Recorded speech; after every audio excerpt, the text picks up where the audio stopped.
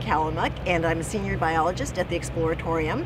And today we're out here at the Marina Harbor, and we're going to take a look at some of the amazing critters that live in the bay that you might not normally see. So what I've got here that you can't see yet is I've got a piece of PVC, a square of PVC that's been submerged in the bay since the end of June, which makes it about 5 months right now.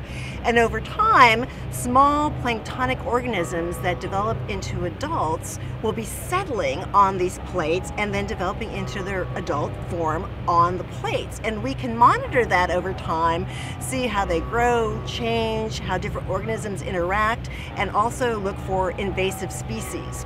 So let's say we pull this up and take a look at what we've got on the plate today. So I've just got this on a line, just a regular sort of clothesline, and you can see a PVC plate and it's held down by a brick. And you can see that over time there's been a lot of organisms that have colonized just the rope itself, which is pretty fascinating. You can see the brick, there's a lot of muddy looking stuff on there, and we might take a little bit of a look at the microscope later on. This is cyanobacteria, so it's actually organisms that make oxygen for us. But a lot of interesting activity happens on the bottom of the plate, so I'm just going to flip this over and see what we've got here. Well, at this point we have a lot of organisms that are, believe it or not, mostly animals. All of these organisms are called tunicates. And these are solitary individuals who are actually the closest invertebrate relative to humans.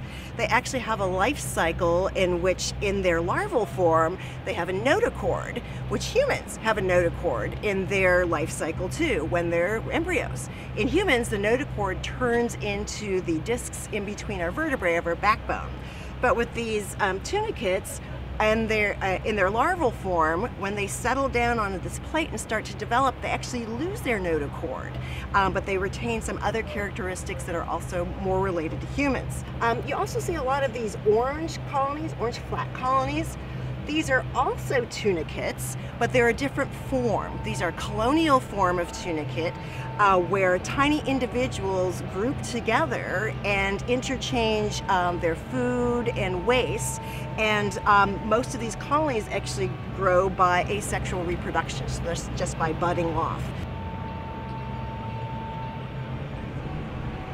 So now I'm going to pull some animals off of the dock here so that we can take them back to the lab and take a look at them. So there's a lot of mussels that are growing right under the dock here, so I'm going to grab one off here. And you can see it's got things growing on top of it. And we're going to put it in this collecting jar, and then we're going to be able to take it back to the lab and take a peek.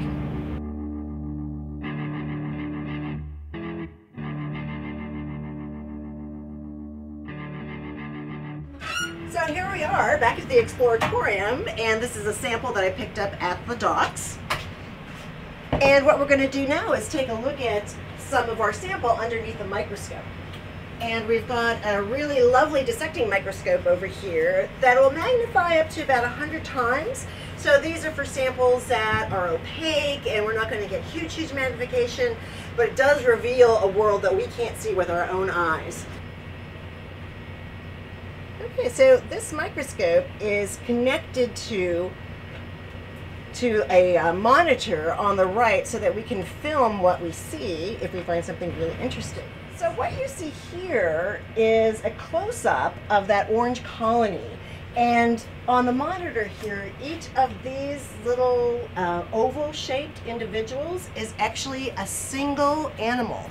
So it's a single tunicate. And they've come together and formed a colony such that they have an in-current siphon that's common and also an external siphon, so that they can take in food and filter it out, and then they can excrete waste. So let's take a look around and see if we find anything else interesting to look at.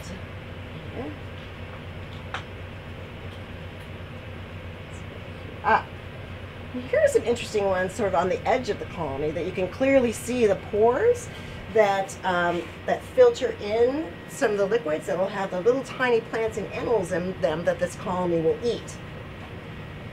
You can actually see some things moving around in there too. So you can see a real close-up of these colonies.